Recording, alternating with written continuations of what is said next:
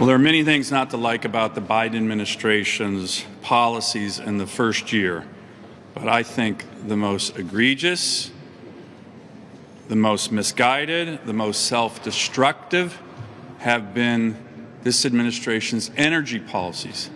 Now, it's important to remember what the Biden administration inherited with regard to energy policies. Over 4 years of the Trump administration, and even beyond that, Republicans in control of the Senate, we finally achieved a decades-long bipartisan goal for the United States of America: energy independence. We were producing more oil than Saudi Arabia. We were producing more natural gas than Russia. We were the leader in producing renewables, all while dramatically reducing greenhouse gas emissions almost 15% since 2005, more than any major economy in the world. That's what President Biden inherited. Winston Churchill once said, "To build may have to be the slow and laborious task of years. To destroy can be the thoughtless act of a single day." And so this administration, in a thoughtless act, in many actions, has sought to destroy American energy independence. How have they done that? By restricting the production of American energy. We see it everywhere. At the same time, they beg OPEC for more energy production. We're importing twice as much oil from Russia today as we were a year ago.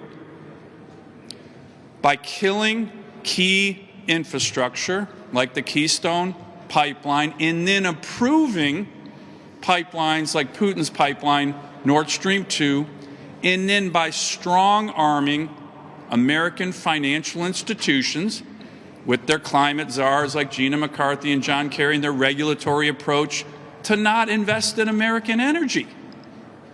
It's crazy. So, what's the predictable result? You know it. You've heard it here.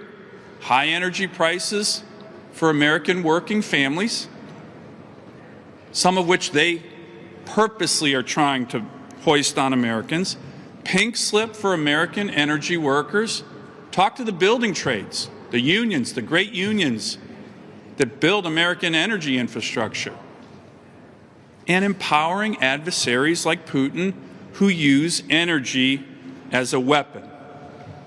I think it's safe to say that never in the field of American politics has a White House done so much, so quickly, to undermine American interests across so many areas. All for what? Zero benefit for the environment. We have the highest standards in the world on energy production. Come to my state, the great state of Alaska. It's simply to placate the far left, a theme you're hearing it time and time again. And one final thing on this. This is very personal to me and the great people of Alaska who I have the honor of representing. Why? We are ground zero for the Biden administration's war on American energy and working families. This administration has issued 21 executive orders and executive actions solely focused on Alaska. 21. My state is being crushed by these guys. Imagine a Republican administration coming in and issuing 21 executive orders and actions against puny little Delaware. If Joe Biden were still a senator, he'd be on the Senate floor raising hell every day. It's unbelievable what's happening in the great state of Alaska. The Alaska delegation has requested a meeting with the President of the United States, calling for a ceasefire on the war on American energy and Alaskan working families, but he needs to stop it across the board for the benefit of our country. I'll just add to that very quickly what John said, which is stopping what they're doing and then, yes, providing an alternative. And we've done that. Let me give you one specific area where we've done that. On defense. The President put forward a budget to cut defense spending. It was supported by Schumer, Pelosi, the budget chairman Bernie Sanders, and we collectively came together and said, no, That's not what the American people want. That's not what the American people need. And that was a huge rebuke. Passage of the NDAA by big bipartisan majorities was a direct rebuke to the Biden administration's vision for defense. And by the way, the leadership in the halls of Congress on the Democratic side.